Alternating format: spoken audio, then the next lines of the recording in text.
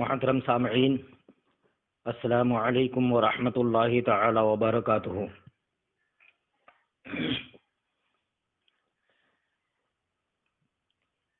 الحمد للہ الذی ہدانا سواء الطریق وجعل لنا التوفیق خیر رفیق، والصلاة والسلام علی من ارسلہ ہدی هو بالاہتداء حقیق ونورا به الاقتداء یلیق،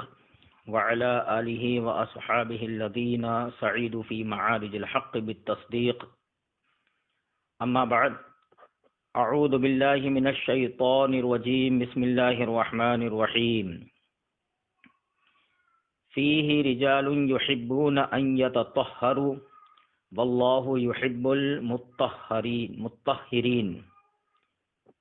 آمنت باللہ، صدق اللہ العظیم۔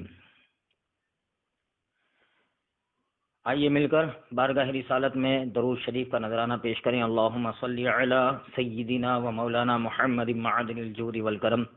وآلہ وصحبہ وبارک وسلم، صلاۃ و سلاما علیک یا سیدی یا رسول اللہ صلی اللہ علیہ وسلم۔ حضرات گرامی، میں نے سورہ توبہ کی آیت نمبر 108 تلاوت کرنے کا شرف حاصل کیا۔ رب تبارک و تعالی ارشاد فرماتا ہے، فیہ رجال، ان میں ایسے مرد ہیں، یحبون ان یتطہروا، جو پاک رہنے کو پسند کرتے ہیں، واللہ یحب المطہرین، اور پاکی اختیار کرنے والوں کو، پاک رہنے والوں کو اللہ پسند کرتا ہے۔ آج کے اس درس کی مجلس میں انشاءاللہ تبارک و تعالی طہارت کے تعلق سے چند باتیں آپ کے ذہن میں اتارنے کی انشاءاللہ میں کوشش کروں گا۔ اس سے قبل پانی کے تعلق سے تفصیلی گفتگو ہو چکی ہے۔ آج انشاءاللہ تبارک و تعالی استنجا کے تعلق سے کچھ مسائل آپ کی بارگاہ میں پیش کرنے کی میں سعادت حاصل کر رہا ہوں۔ پیشاب پاخانہ سے فارغ ہونے کے بعد پانی سے اس جگہ کو دھونا یا پاک مٹی کے ڈھیلوں وغیرہ سے پوچھ کر صاف کرنے کو استنجا کہتے ہیں۔ استنجا خانہ کہیں یا بیت الخلاء کہیں، اس میں جانے سے پہلے باہر یہ دعا پڑھے، بسم اللہ اللہم انی اعوذ بک من الخبث والخبائث۔ ترجمہ اس کا ہے، اللہ کے نام سے شروع، اے میرے اللہ، تیری پناہ چاہتا ہوں ناپاک جن مرد اور ناپاک جن عورتوں سے۔ سنن ابو داؤد کتاب الطہارہ میں حضرت سیدنا زید ابن ارقم رضی اللہ تعالی عنہ سے روایت ہے کہ اللہ کے رسول صلی اللہ علیہ وسلم نے فرمایا، ان هذه الحشوش محتضرۃ فاذا اتى احدكم الخلاء فليقل اعوذ باللہ من الخبث والخبائث، یعنی پیشاب پاخانہ کی جگہیں جنات اور شیاطین کے ڈیرے ہیں، لہذا تم میں سے کوئی اگر بیت الخلاء میں جائے تو پہلے یہ دعا پڑھے جو اوپر بیان ہوئی، اعوذ باللہ من الخبث والخبائث والی، یا یوں پڑھے، بسم اللہ اللہم انی اعوذ بک من الخبث والخبائث۔ اس دعا کا فائدہ حضرت سیدنا امام جلال الدین سیوطی رحمۃ اللہ تعالی علیہ تاریخ جنات و شیاطین میں فرماتے ہیں کہ جب یہ دعا پڑھ لی جاتی ہے استنجا خانے میں جانے سے پہلے، تو اس کے اور جنات اور تمام انسانوں کے بیچ ایک آڑ ہو جاتی ہے، جس سے نہ کوئی اس کو ننگا دیکھ پاتا ہے، نہ جنات کے شر و فساد کا خطرہ رہتا ہے۔ یہ اس دعا کا فائدہ ہے، اور بیت الخلاء میں جانے سے پہلے یہ دعا پڑھنی چاہیے۔ بعض حضرات ایسا کرتے ہیں کہ اپنے گھر کے استنجا خانے کے دروازے پر یا اس کی دیوار پر یہ دعا لکھ کے لگا دیتے ہیں، اور کچھ مساجد میں بھی ہم نے دیکھا کہ بعض لوگوں کو تعلیم کے لیے ایسے بیت الخلاء اور ٹوائلٹ کے دروازے پر باہر کی طرف یا دیوار کی طرف چپکا دیتے ہیں، تو ایسا ہرگز نہ کریں، اس لیے کہ اگر مان لیجئے کہ اس جگہ پر بیت الخلاء کے دروازے پر، ٹوائلٹ کے دروازے پر یا اس کی دیوار پہ ہم اپنا یا اپنے باپ کا یا اپنے گھر والوں کا نام لکھیں تو اسے خود ہم پسند نہیں کریں گے۔ تو ان کلمات میں تو اللہ اور رسول کے کلمات ہیں اور بابرکت کلمات ہیں، اللہ تعالیٰ کا ذکر ہے اس میں، لہٰذا وہاں پہ نہ لگائیں۔ لوگوں کو یہ دعا سکھائیں، یاد کرانے کی کوشش کریں، یہ نہیں کہ وہاں پہ آپ نے بیت الخلاء کے دروازے پہ چپکا دیا، یہ خلاف ادب ہے۔ اور کلمات متبرکہ کوئی بھی ایک عام مومن بھی اپنا نام وہاں لکھنا جب پسند نہیں کرے گا تو یہ کیوں لگائیں گے۔ نیز بیت الخلاء میں جاتے وقت پہلے بایاں پاؤں اندر رکھے، یعنی لیفٹ ڈابا جس کو ہم کہتے ہیں وہ اندر رکھے، اور نکلتے وقت پہلے دایاں پاؤں باہر نکالے۔ بہار شریعت حصہ 2 میں صفحہ نمبر 112 پہ یہ مسئلہ مذکور ہے۔ ایسے ہی پیشاب پاخانہ کرتے وقت قبلہ شریف کی طرف نہ منہ کر کے بیٹھے نہ پیٹھ کر کے بیٹھے۔ یہ مسئلہ حدیث شریف سے ثابت ہے، ترمذی شریف میں کتاب الطہارہ میں حضرت سیدنا ابو ایوب انصاری رضی اللہ تعالی عنہ سے روایت ہے کہ اللہ کے نبی صلی اللہ تعالی علیہ وسلم نے فرمایا، اذا اتیتم الغائط فلا تستقبلوا القبلة بغائط ولا بول ولا تستدبروها، کہ جب تم پیشاب خانے میں جاؤ تو قبلہ کی طرف نہ منہ کرو نہ اس کی طرف پیٹ کرو۔ یہ حکم عام ہے، چاہے بیت الخلاء کے لیے عمارت بنائی ہو اس میں ہو، یا میدان میں ہو، یا جنگل میں ہو، یا جھاڑی میں ہو، کہیں بھی پیشاب پاخانہ کرتے وقت نہ قبلہ کی طرف پیٹ کریں گے نہ قبلہ کی طرف منہ کر کے بیٹھیں گے۔ اب اس مقام پر ایک لطیف بات یہ سمجھ میں آتی ہے کہ یہ حکم آفاقی ہے، یعنی دنیا کے ہر مسلمان کے لیے، جہاں بھی وہ استنجا یعنی پیشاب پاخانہ کرنے کے لیے بیٹھے گا تو قبلہ کی طرف نہ منہ کریں نہ قبلہ کی طرف پیٹ کریں۔ اب اس مقام پہ آپ غور کریں کہ اتنی دور سے جب قبلہ شریف کے احترام کا حکم حدیث میں موجود ہے،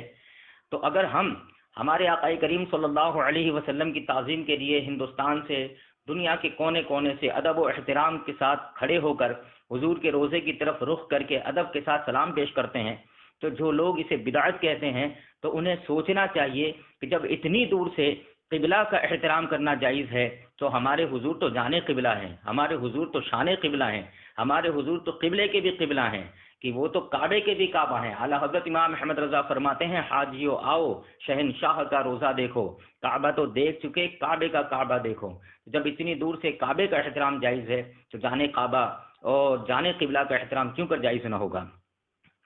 یہ یاد رہے کہ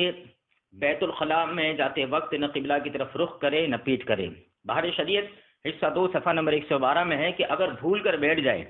تو یاد آتے ہی فوراً گھوم جائے، کیونکہ اس میں امید ہے کہ فوراً اس کی مغفرت ہو جائے۔ اس مسئلے سے پتہ چلا کہ قبلہ کی طرف اگر رخ کر کے بیٹھے گا، منہ کر کے بیٹھے گا یا پیٹ کر کے بیٹھے گا تو بندہ گنہگار ہوگا۔ ایسے ہی ہمارے گھروں میں ہم دیکھتے ہیں کہ بچوں کو پیشاب پاخانہ کراتے وقت دھیان نہیں رکھتے، کدھر بھی رخ بچے کا کر دیا جاتا ہے۔ بچے کو بھی اگر پیشاب پاخانہ کرائے تو اس میں بھی یہ خیال رکھیں کہ بچوں کا چہرہ نہ قبلہ کی طرف ہو نہ پیٹھ قبلہ کی طرف ہو، کیونکہ اگر پیشاب کرانے والا بچے کا چہرہ قبلہ کی طرف کر کے اس کو پیشاب پاخانہ کرائے یا پیٹ کر کے کرائے تو یہ کرانے والا گنہگار ہوگا۔ لہذا اس سے بچیں، اور بچوں کو پیشاب پاخانہ کراتے وقت بھی اس کا خیال رہے کہ قبلہ شریف کی طرف نہ بچے کا منہ ہو نہ بچے کی پیٹھ ہو۔ ایسے ہی کچھ جگہیں ایسی ہے جہاں پیشاب پاخانہ کرنا شریعت طیبہ نے منع فرمایا، جیسے کنویں یا حوض یا چشمہ، جو زمین سے پانی پھوٹتا ہے اس کو چشمہ کہتے ہیں، چشمہ کے کنارے یا پانی میں اگرچہ بہتا ہوا ہو، گھاٹ پر یا پھلدار درخت کے نیچے، یا اس کھیت میں جس میں زراعت یعنی کھیتی موجود ہو، یا سائے میں جہاں لوگ اٹھتے بیٹھتے ہوں، یا مسجد اور عیدگاہ کے پہلو میں، یا قبرستان یا راستے میں، یا جس جگہ مویشی یعنی گھروں پالتو جانور بندے ہوں، ان سب جگہوں میں پیشاب پاخانہ کرنا مکروہ ہے۔ بہار شریعت حصہ 2 صفحہ نمبر 112 پہ یہ مسئلہ مذکور ہے۔ ایسے ہی حضرت سیدنا ابو داؤد رضی اللہ تعالی عنہ نے سنن ابو داؤد میں اور سنن ابن ماجہ میں حضرت سیدنا معاذ ابن جبل رضی اللہ تعالی عنہ سے روایت ہے کہ اللہ کے رسول صلی اللہ تعالی علیہ وسلم نے فرمایا، اتقوا الملاعن الثلاثہ، کہ 3 لعنت کی جگہیں ہیں، لعنت کے سبب ہیں، ان سے بچو۔ نمبر 1 البزاز فی الموارد، نمبر 2 وقارعۃ الطریق، اور نمبر 3 والذل، یعنی نمبر 1 گھاٹ پر جہاں سے لوگ پانی لیتے ہیں اور جہاں کپڑے وغیرہ دھوئے جاتے ہیں، وہ پانی کے پنگھٹ بھی کہتے ہیں، گھاٹ بھی کہتے ہیں۔ نمبر 2 بیچ راستے میں، اور نمبر 3 درخت کے سائے میں۔ ان 3 جگہوں پر پیشاب کرنے سے بچیں۔ اللہ کے حبیب صلی اللہ علیہ وسلم نے فرمایا ان 3 جگہوں پر پیشاب کرنا یہ لعنت کا سبب بن سکتا ہے، اور لعنت کا معنی ہوتا ہے اللہ کی رحمت سے دوری۔ رب تبارک و تعالی اس قسم کے افعال سے ہمیں بچا کے رکھیں۔ یوں ہی جس جگہ وضو یا غسل کیا جاتا ہو، جیسے ہمارے یہاں باتھ روم، اس میں ہم غسل بھی کرتے ہیں، وضو بھی کرتے ہیں، تو جس جگہ وضو یا غسل کیا جاتا ہو وہاں پیشاب کرنا مکروہ ہے، کیونکہ اس سے آدمی کو برے برے وسوسے آتے ہیں۔ سنن ابو داؤد میں حضرت سیدنا عبداللہ ابن مغفل سے یہ روایت بھی ہے کہ حضور نے فرمایا کہ جس جگہ وضو اور غسل کرتے ہو اس حمام خانے میں پیشاب نہ کرو، کیونکہ زیادہ تر وسوسے اسی سے پیدا ہوتے ہیں۔ تو لوگوں میں جو وسوسے، برے برے خیالات جنم لیتے ہیں، تو ہمارے انہی سب اعمال کی وجہ سے یہ خرابیاں پیدا ہوتی ہے۔ لہٰذا مسلمانوں کو چاہیے کہ اس قسم کی چیزوں سے بچیں اور غور کریں کہ اسلام کتنا پاکیزہ، کتنا صاف، کتنا ستھرا مذہب ہے کہ ہر ایک چیز کا اتنا واضح حکم بیان فرماتا ہے کہ ہمارے یہاں صرف یہی نہیں کہ ذکر خیر ہی کے مسائل ہیں، بلکہ زندگی کے ہر شعبے کا مسئلہ اسلام نے بیان فرمایا، شریعت نے بیان فرمایا۔ کھڑے ہو کر یا لیٹ کر یا ننگے ہو کر پیشاب کرنا مکروہ ہے، نیز ننگے سر پاخانہ پیشاب کو جانا منع ہے، اور اس سے آدمی کو بھولنے، جس کو نسیان کہتے ہیں، ذہن کے کمزور ہونے کی بیماری ہو جاتی ہے۔ یعنی کھلے سر، ننگے سر پاخانہ میں جانے یا پیشاب کرنے کے لیے جانے سے یہ بھولنے اور نسیان کی بیماری ہوتی ہے۔ ان مسائل کے لیے آپ بحر شریعت حصہ 2 صفحہ نمبر 112 کا مطالعہ کر سکتے ہیں۔ فتاوی رضویہ شریف جلد 1 صفحہ نمبر 171 اور 172 پر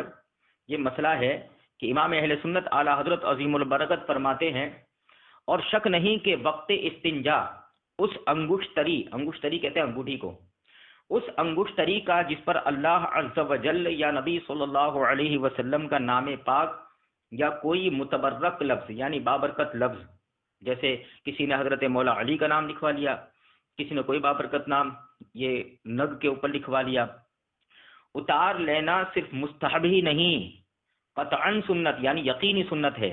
اور اس کا ترک یعنی اسے نہ کرنا، ایسے بابرکت کلمات اس میں ہوں، جیسے بریلی شریف وغیرہ سے لوگ انگوٹھی لیتے ہیں تو اس میں اندر تعویذات ہوتے ہیں، تو یا اوپر کندھا کیا ہوا ہوتا ہے اللہ اور رسول کا نام اس کے انگوٹھی کے نگینے پر، تو اس کا ترک یعنی ایسا نہ کرنا ضرور مکروہ، یعنی ایسی انگوٹھی پہن کے اگر بیت الخلاء میں جائے گا تو یہ مکروہ ہے، بلکہ اساءت ہے یعنی برا کام ہے، بلکہ مطلقاً کچھ لکھا ہو، کوئی کچھ بھی لکھا ہو، چاہے بابرکت کلمات لکھے ہوں یا کسی نے اپنا نام ہی لکھوایا ہو یا کچھ بھی لکھوایا ہو، حروف ہی کا ادب چاہیے، بلکہ ایسی انگوٹھی پہن کر بیت الخلاء میں جانا ہی مکروہ ہے۔ یہاں اس مسئلے پر غور کریں کہ کچھ بھی لکھا ہو، کہ حروف آخر قابل احترام ہیں چاہے وہ کسی بھی زبان کے ہوں، کیونکہ ان حروف کی ترکیب سے اللہ کا بھی نام لکھا جاتا ہے، رسول اللہ کا بھی نام لکھا جاتا ہے۔ دیکھیں اسلام کتنا مہذب اور کتنا پاکیزہ مذہب ہے کہ جب وہ حروف کی اتنی تعظیم کرتا ہے تو ان حروف سے لکھی ہوئی عبارتیں اس کے نزدیک کتنی قابل احترام ہوگی۔ ہمارے یہاں حروف چاہے کسی بھی زبان کے ہوں اس کا احترام کیا جائے گا، اس کے ساتھ ایسے بے ادبی کا سلوک نہیں کیا جائے گا۔ تو اس طرح کی انگوٹھیاں پہن کے بیت الخلاء میں نہ جائے، یہ مکروہ ہے۔ ایسے ہی امام اہل سنت اعلی حضرت فتاوی رضویہ شریف جلد اول ہی میں فرماتے ہیں تعویذ لے جانے کی اجازت اس وقت ہوئی، یعنی گلے میں تعویذ بھی کچھ لوگ پہنتے ہیں تو اس کا مسئلہ بیان کرتے ہیں کہ تعویذ لے جانے یعنی بیت الخلاء میں جانے کی اجازت اس وقت ہوئی کہ غلاف اس پر لگا ہوا ہو، مثلا موم جامہ میں ہو اور اس کے اوپر جو ہے پلاسٹک وغیرہ لگا دیا گیا ہو اور کپڑے میں لپیٹ دیا گیا ہو، تو اس صورت میں اس کی اجازت ہوگی۔ مگر پھر بھی اعلیٰ حضرت امام احمد رضا کہتے ہیں کہ پھر بھی اس سے بچنا ہی اولا اور اس سے بچنا ہی افضل ہے، اگرچہ غلاف ہونے سے کراہت تو نہ رہے گی لیکن اتار لینا افضل ہے۔ تو اگر کوئی گلے میں تعویذ پہنے ہوئے ہے اور کپڑے اور موم جامہ میں اندر لپیٹا ہوا ہے، کھلا نہیں ہے، اس کے اوپر قلاب چڑھا ہوا ہے، تو اگر وہ اس طرح پہن کے جائے گا تو مکروہ تو نہیں ہے، لیکن البتہ بہتر یہ ہے کہ اتار لیں۔ سنن ابن ماجہ میں ہے کہ نبی اکرم صلی اللہ علیہ وسلم کا ایک عمل ذکر فرماتے ہیں، ان النبی صلی اللہ علیہ وسلم کان اذا دخل الخلاء وضع خاتمہ، کہ جب حضور اکرم صلی اللہ علیہ وسلم بیت الخلاء میں جاتے تو اپنی انگوٹھی اتار لیتے۔ یہ مطلقاً انگوٹھی اتارنے کا حکم ہے کہ انگوٹھی آپ اتار کے تشریف لے جاتے، کیونکہ آپ کی انگوٹھی مبارک پر یہ بابرکت کلمات کندہ کیے ہوئے تھے۔ اب جب استنجا کے لیے آدمی اندر بیٹھے گا تو بیٹھنے میں کن کن چیزوں کا احتیاط کرنا چاہیے اور کون سے مسائل پر توجہ دینی چاہیے، اس کے تعلق سے حضور صدر الشریعہ علیہ رحمہ بحر شریعت حصہ 2 میں فرماتے ہیں، جب تک بیٹھنے کے قریب نہ ہو کپڑا بدن سے نہ ہٹائے۔ اور یہ حدیث جو ہے ترمذی شریف، ابن ماجہ وغیرہ میں بھی ہے۔ حضور پاک صلی اللہ علیہ وسلم کا یہ عمل ہے کہ بیٹھنے سے پہلے کپڑا آپ نہ اٹھاتے، تو جب تک بیٹھنے کے قریب نہ ہو کپڑا بدن سے نہ ہٹائے اور نہ حاجت سے زیادہ بدن کھولے، یعنی جتنی ضرورت ہو اتنا ہی بدن کھولے، اس سے زیادہ نہ کھولے۔ پھر دونوں پاؤں کشادہ کر کے بائیں پاؤں پر زور دے کر بیٹھے، اور استنجا میں جب بیٹھے تو کسی مسئلہ دینی میں غور نہ کرے، یعنی ذہن میں کسی دینی مسئلے کے تعلق سے غور نہ کرے۔ کیوں کہ یہ باعث محرومی ہے، کہ اس سے آدمی محرومی کا شکار ہو جاتا ہے، بہت ساری نعمتیں اس سے چھن جاتی ہے اور یہ محرومی کا سبب بھی بنتا ہے۔ لہٰذا بیت الخلاء میں کسی دینی مسائل پر آپ غور نہ کریں۔ ایسے ہی چھینک یا سلام یا اذان کا جواب بھی زبان سے نہ دے۔ جب بیت الخلاء میں ہو اور اذان ہو رہی ہو یا کسی نے باہر چھینکا تو اس نے اگر الحمدللہ کہا تو جواب میں یرحمک اللہ یہ اندر سے نہ کہے، زبان سے نہ کہے۔ ایسے ہی کسی نے سلام کیا تو اندر سے جواب نہ دے، اور اگر چھینکے یعنی خود چھینکے تو زبان سے الحمدللہ نہ کہے، کیونکہ وہ نجاست کی جگہ ہے، اور ایسی جگہوں پر اللہ تبارک و تعالیٰ کے بابرکت کلمات کا ذکر کرنا یہ خلاف ادب ہے اور بے ادبی ہے۔ دل میں کہہ لے، دل میں اگر کہے تو کوئی حرج نہیں،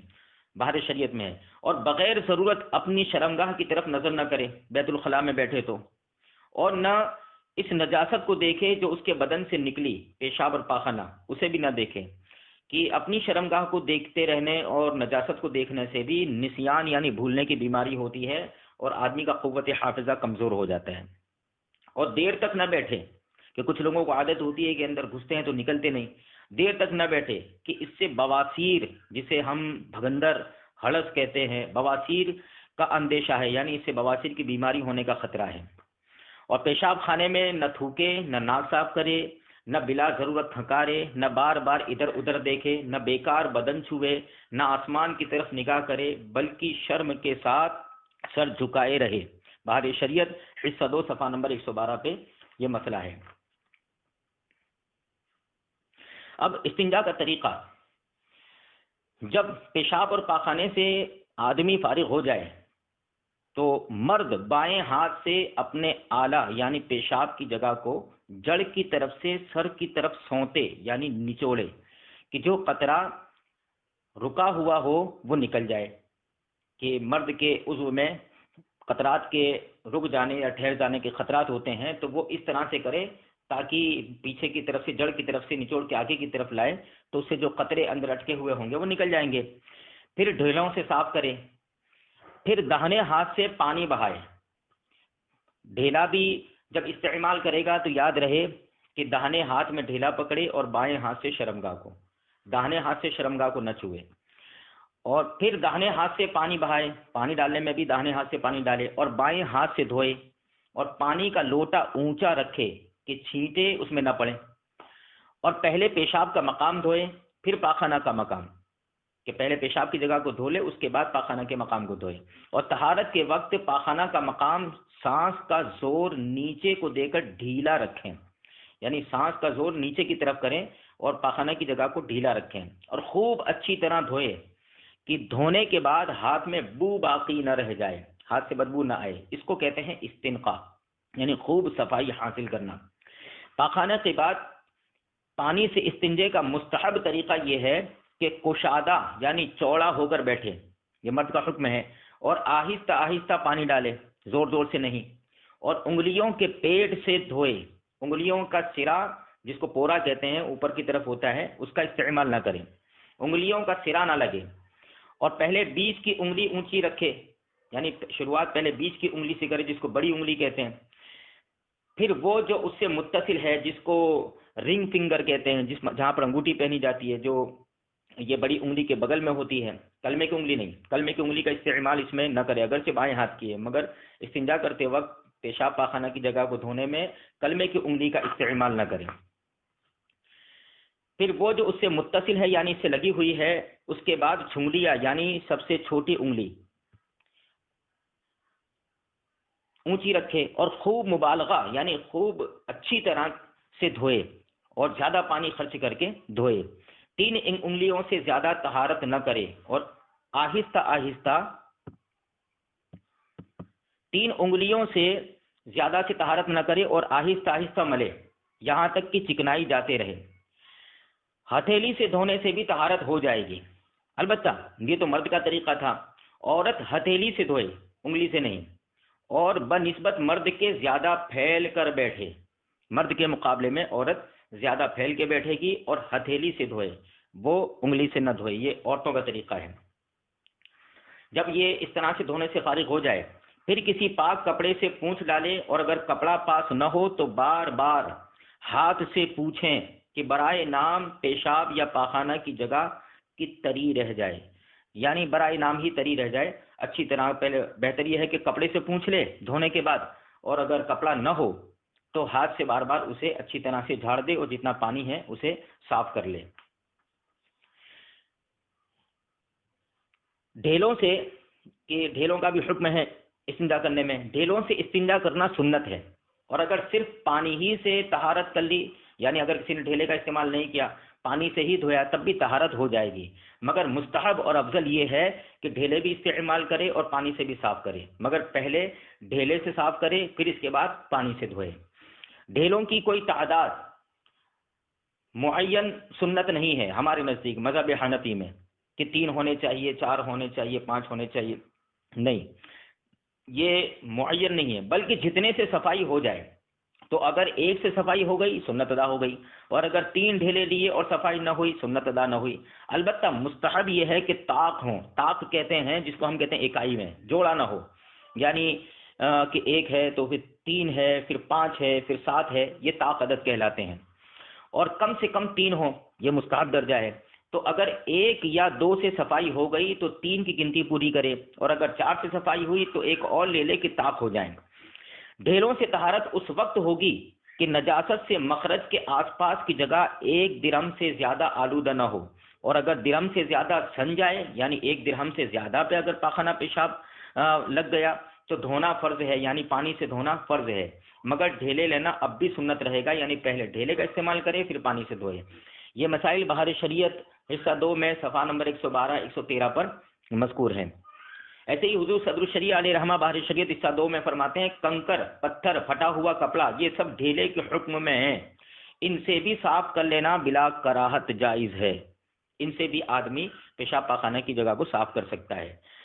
البتہ ہڈی، اب وہ چیزیں، ان چیزوں کا بیان جن سے ہم استنجا نہیں کر سکتے، ہڈی اور کھانے پینے کی چیز جیسے روٹی وغیرہ، اور گوبر اور پکی اینٹ، ٹھیکری، شیشہ، کوئلہ جو جلانے کے کام آتا ہے جس کو ہم کولسا کہتے ہیں، اور جانور کے چارے سے، اور ایسی چیز سے جس کی کچھ قیمت ہو، اگرچہ 1 آدھ پیسہ ہی اس کا ملتا ہو لیکن قیمت والی چیزیں ہوں، ان چیزوں سے استنجا کرنا مکروہ ہے۔ ترمذی شریف میں حضرت سیدنا عبداللہ ابن مسعود رضی اللہ تعالی عنہ سے روایت ہے کہ سرکار دو عالم صلی اللہ تعالی علیہ وسلم نے ارشاد فرمایا لا تستنجوا بالروث ولا بالعظام فانه زاد اخوانکم من الجن، کہ حضور پاک صلی اللہ علیہ وسلم نے فرمایا کہ گوبر اور ہڈی سے استنجا نہ کرو کیونکہ ہڈی تمہارے بھائی جنوں کی غذا ہے۔ اور روز کے بارے میں بخاری شریف میں ہے حضرت عبداللہ ابن مسعود کی روایت کہ حضور نے فرمایا فَإِنَّهُ رِكْسٌ، کہ یہ ناپاک کی گندگی ہے، اس سے استنجا نہیں کرنا چاہیے۔ کاغذ سے استنجا کرنا منع ہے، اس لیے کہ کاغذ علم کا ذریعہ ہے، اس پر علم کی باتیں لکھی جاتی ہے، اگرچہ اس پر کچھ لکھا ہو یا نہ لکھا ہو۔ اس سے پتہ چلا کہ ٹیشو پیپر، جس سے پیشاب پاخانہ کی جگہوں میں صفائی حاصل کی جاتی ہے، پیپر کو انگلش میں کاغذ ہی کو پیپر کہا جاتا ہے، لہٰذا وہ بھی ایک کاغذ ہے اور اس سے استنجا کرنا منع ہے، اس کو استعمال نہ کریں۔ داہنے ہاتھ سے استنجا کرنا مکروہ ہے، اگر کسی کا بایاں ہاتھ بیکار ہو گیا تو اسے داہنے ہاتھ سے جائز ہے، یہ بھی مسئلہ بھی بحر شریعت حصہ 2 میں مذکور ہے۔ صحیح بخاری و مسلم میں ہے کہ اللہ کے رسول صلی اللہ علیہ وسلم نے ارشاد فرمایا، لا یمسکن احدکم ذکرہ بیمینہ وہو یبول، کہ جب تم میں سے کوئی شخص پیشاب کر رہا ہو تو اپنے داہنے ہاتھ سے اپنے پیشاب کی جگہ کو نہ پکڑے، ولا یتمسح من الخلاء بیمینہ، اور داہنے ہاتھ سے بیت الخلاء میں استنجا بھی نہ کرے۔ اس حدیث سے پتہ چلا کہ استنجا میں داہنے ہاتھ کا استعمال یہ جائز نہیں ہے، ہاں بائیں ہاتھ سے پیشاب پاخانہ کی جگہ کو چھوئے اور صاف کرے، داہنے ہاتھ سے پانی ڈالے۔ اب ڈھیلے کے تعلق سے مسئلہ، اور آج کے اس درس کا آخری مسئلہ کہ سردی اور گرمی میں ڈھیلے استعمال کرنے کا طریقہ مرد کے لیے، چونکہ ہمارے بدن کی سچویشن جو ہوتی ہے وہ موسم کے اعتبار سے بدلتی ہے، جیسے پیشاب کی جو جگہ ہے جسے کہتے ہیں ذکر، اس کے نیچے ایک تھیلی ہوتی ہے جس کو کہتے ہیں خصیہ، وہ سردی کے موسم میں سکڑ جاتا ہے اور گرمی کے موسم میں ڈھیلا ہو کے لٹک جاتا ہے، تو اس اعتبار سے یہاں بھی ڈھیلے کے استعمال کا شرعی حکم بیان کیا ہے، اور ان لوگوں کے لیے دعوت فکر ہے کہ جو لوگ علماء پہ طنز